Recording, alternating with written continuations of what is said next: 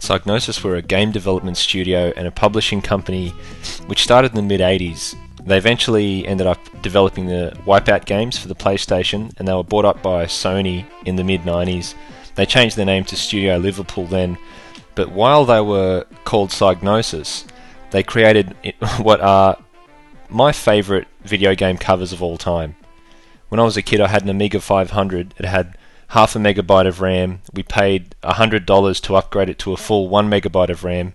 It didn't have a hard drive, it just had one floppy drive. And some of my favourite games for it were made by Psygnosis. They would make these amazing covers featuring fantasy artwork which often had absolutely no fucking relevance to the game whatsoever.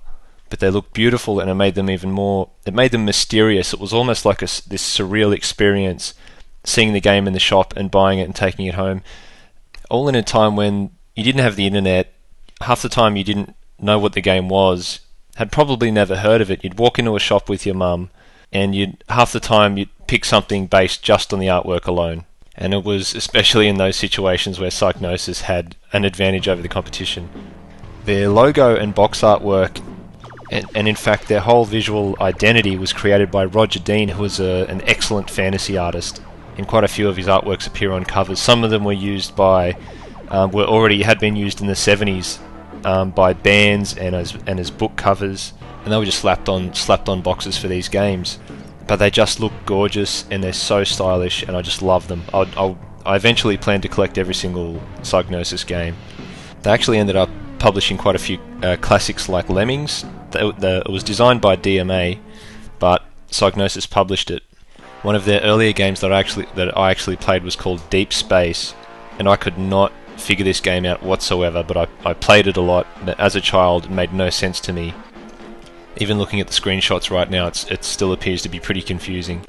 And a cool thing they used to do was they'd have these little Easter eggs. They'd make references to their past titles. For example, in the game Orc, there's a part where these little lemmings start jumping out of this object and falling off a cliff. So they could be pretty self-referential. And eventually the graphics in the actual games did end up looking pretty awesome, and often looking kind of surreal and fantasy artwork-ish. And as I was saying, just taking these boxes home and opening them up and starting to load up the game, it was like traveling into another world or something. It was very strange and beautiful. But I'm just ranting now. Anyway, someone's made this website. It's a Flash-based website, which is a shame. I wish it was HTML, but it's still great. It's still really comprehensive. It's got everything I want, and it's called blackboxarchive.info.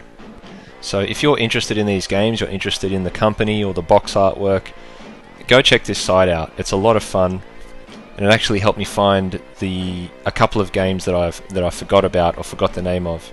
You can even have a look at the cover artwork as a 3D object and rotate it around in your browser.